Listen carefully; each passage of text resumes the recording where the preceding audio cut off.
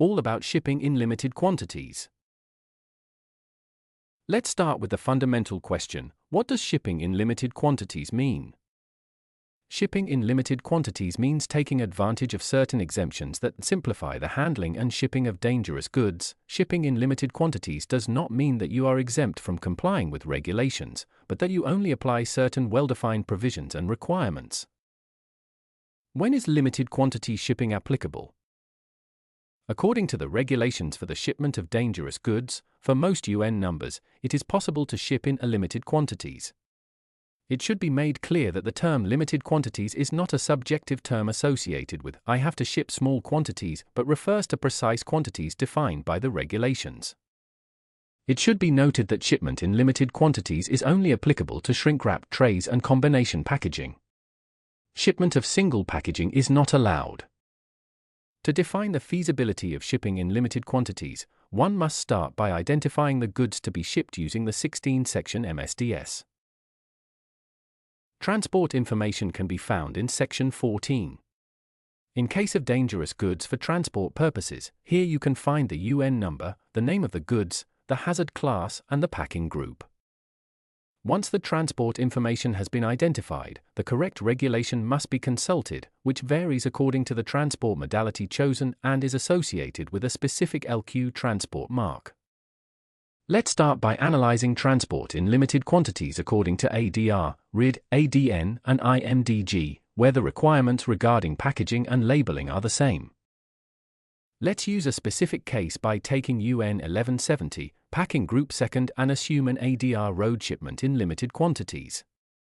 Let's analyze the shipment in combination packaging, inner packaging placed in outer packaging. For each inner packaging we can check the maximum allowed quantity by consulting column 7A of the list of dangerous goods. In this case, the allowed quantity per inner packaging is a maximum of 1 liter, while for the outer packaging, except in special cases, the allowed quantity is 30 kilograms gross. Inner packagings must be compatible with the goods they are meant to contain. They do not have to be UN certified and, as such, must be placed in outer packagings. In the case of liquid goods of Class 8, packing group second, packed in inner packagings which are susceptible to breakage or easy perforation, for example glass, porcelain, or other, they may not be placed directly in the outer packaging but must be placed in compatible, rigid intermediate packagings. Finally, we can introduce the last key component, the outer packaging. It must be strong and of good quality, and comply with all the construction and strength provisions defined by the ADR. There are different requirements that the outer packaging must meet to be defined as compliant for transport in limited quantities. And special attention should be paid to the manufacturing requirements for these packages, stated in Chapter 614, and prescribed by Section 341F. We can summarize them in 3 basic concepts. It must be like a UN box, but without the UN mark. This statement comes from compliance with 614, the chapter that refers to the construction provisions for UN-certified packaging. Thus, transport packaging in limited quantities must be like a certified packaging, but without the UN mark, since Sections 341F of ADR, RID, ADN, and Section 34126 of IMDG require compliance with 614. It must be designed taking into account the transport modality that will be used. Remember to take a look at the specific regulation once you define the transport modality. It must be designed to contain a certain content. This statement is directly related to the demand for solid and of good quality packaging, because a packaging that is suitable for a certain inner packaging may not be suitable for a different inner packaging. To give an example, good quality packaging designed to hold bottles may not be suitable for bags containing flakes or granules. Basically, boxes may not withstand the stacking load when placed on pallets, thus causing the box to collapse. Although UN-certified packaging is not required for dangerous goods in limited quantities, proper evaluation in the specific choice or design of packaging is still essential to have packaging that is considered strong and of good quality. Design taking into account the shipping system and the transport modality that will be used. The different transport modality as well as the climatic conditions to which they are subjected influence the choice of the technical characteristics of the packaging. Therefore, it is necessary to understand how they will be shipped and approximately where.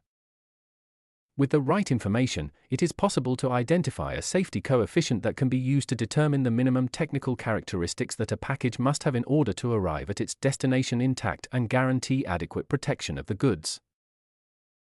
Let's look at an example of external factors that can affect the performance of a package, creating the risk of breakage and falling. Let us consider a pallet with boxes stacked and positioned perfectly inside the pallet.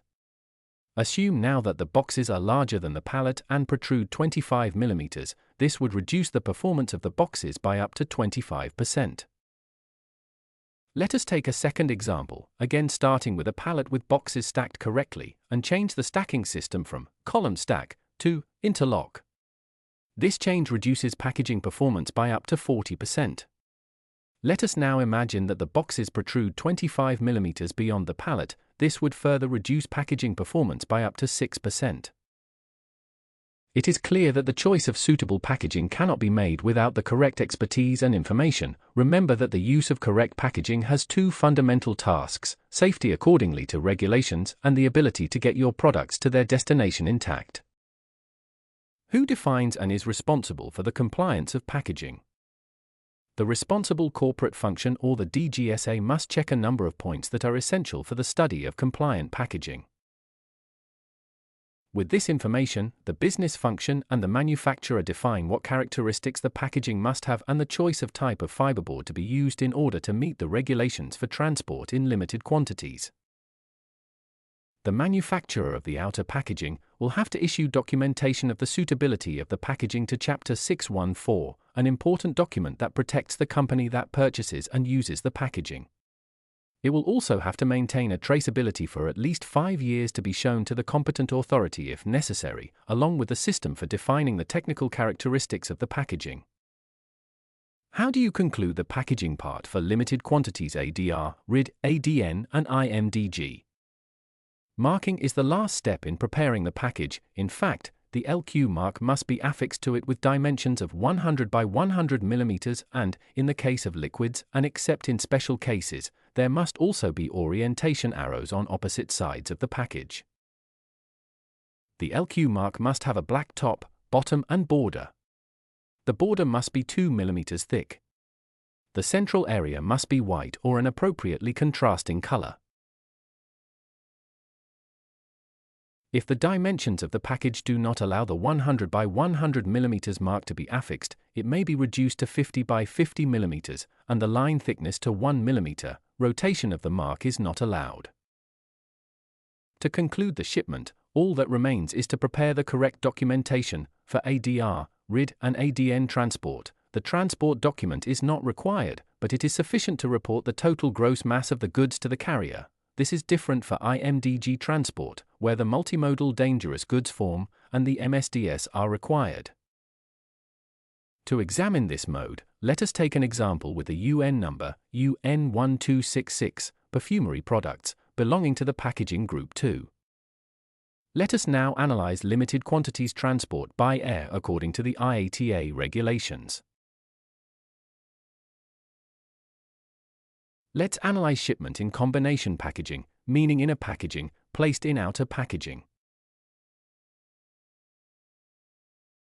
By single inner packaging, we can check the maximum allowed quantity by consulting the packing instruction Y341. In this case, the allowable quantity for inner packaging is less than or equal to half a liter, while, for outer packaging, the allowable quantity is less than or equal to 1 liter, and the package in any case, except in special cases, cannot exceed 30 kilograms gross. Inner packagings must be compatible with the goods they are intended to contain, do not need to be UN certified, and as they are, must be placed inside outer packagings. At last, we can introduce the last key component, the outer packaging. It must meet the construction provisions of 6.2, the requirements of 2.7, and the general packaging requirements of 502 through 504.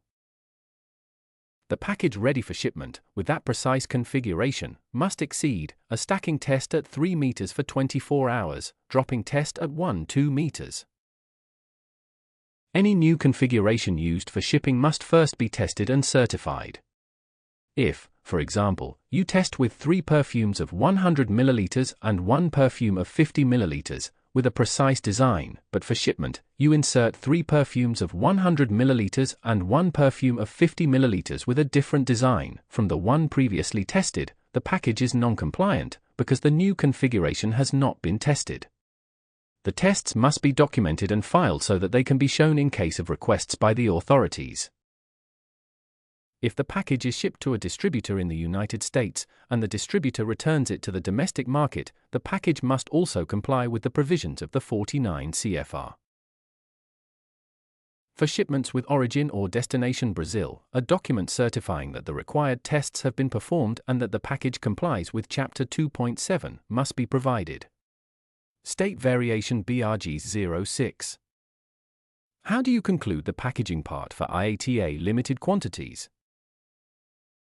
The package must be labeled and marked with hazard label 100 by 100 mm, limited quantities mark, containing the letter Y inside, measuring 100 by 100 mm, UN and PSN, orientation arrows on the 2 opposite sides for liquid products, net quantity, when required, shipper and consignee.